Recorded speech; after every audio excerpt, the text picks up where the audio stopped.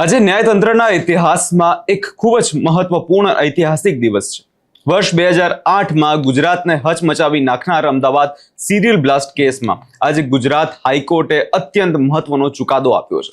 શું છે સમગ્ર મામલો, તેના વિશે વિગતે ચર્ચા કરીશું. નમસ્કાર, આપ જોઈ રહ્યા છો નિર્ભય ન્યૂઝ. હું છું આપની સાથે પ્રથમ મોદી.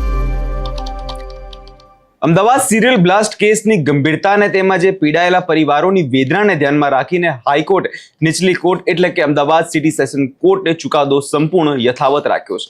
હાઈકોર્ટે તમામ દોષીઓની અપીલને ફગાવી દીધી છે અને 38 આરોપીઓને ફાંસીની સજા તથા 11 આરોપીઓને આજીવન કેદની સજા ફટકારી છે.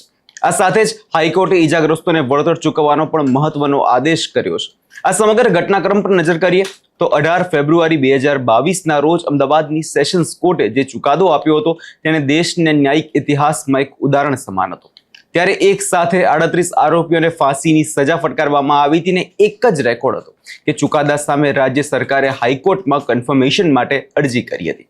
તો બીજી તરફ સજા પામેલા જે 48 આરોપીઓએ પણ નીચલી કોર્ટના ચુકાદાને પડકારતી અપીલ કરી હતી અને આજે હાઈકોર્ટે આ તમામ પાસાઓને તપાસી લાંબી સુનાવણીના અંતે આ ચુકાદો આપ્યો છે, જે સ્પષ્ટ કરે છે કે કાયદો તેનો માર્ગ અડગ છે અને જે નિર્દોષ છે તેનો લોહીનો હિસાબ લેવામાં આવે છે.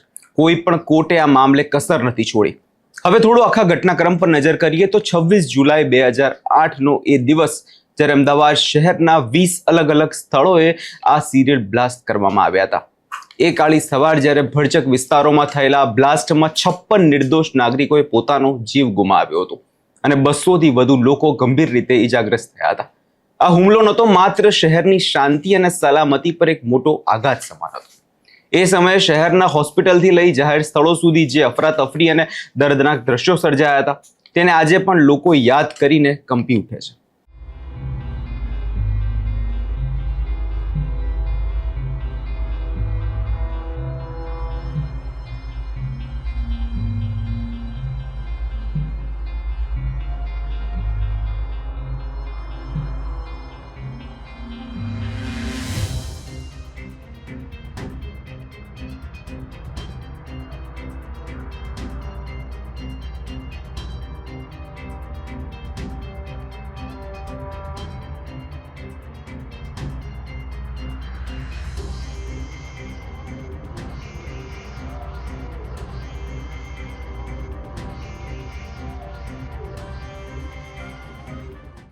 જે ઘટનાના દ્રશ્યો અત્યારે તમે તમારી સ્ક્રીન પર જોઈ રહ્યા છો અને એ સમયે લોકો જે છે ખૂબ જ ભયમાં આવી ગયા હતા.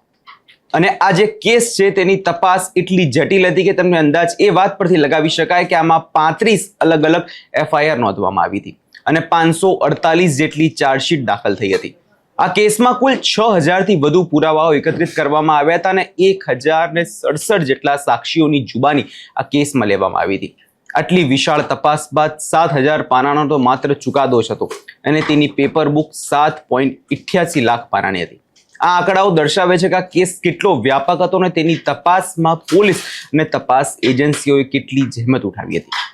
આરોપીઓની જો આ મામલે વાત કરીએ તો આ ગુનામાં સામેલ લોકો જે માત્ર ગુજરાતના જ નહોતા પરંતુ મધ્યપ્રદેશ, કેરલા, કર્ણાટક, ઉત્તર પ્રદેશ, આંધ્રપ્રદેશ, રાજસ્થાન એટલે કે જોવા જઈએ તો દેશભરમાં લોકો હતા અને જે વિવિધ રાજ્યો સાથે જોડાયેલા હતા અને તેમના પર હત્યા, ગેરકાનૂની પ્રવૃત્તિઓ, વિસ્ફોટ પદાર્થોનો ઉપયોગ કરવો અને જાહેર મિલકતોને નુકસાન અને શસ્ત્ર અધિનિયમ જેવા ગંભીર કલમો કેસ ચાલ્યો હતો. 2009માં શરૂ થયેલો આ કાયદાકીય લડાઈ 2022માં નીચલી કોર્ટના ચુકાદા અને આજે હાઈકોર્ટના ચુકાદા સાથે એક નિર્ણાયક તબક્કે પહોંચી છે.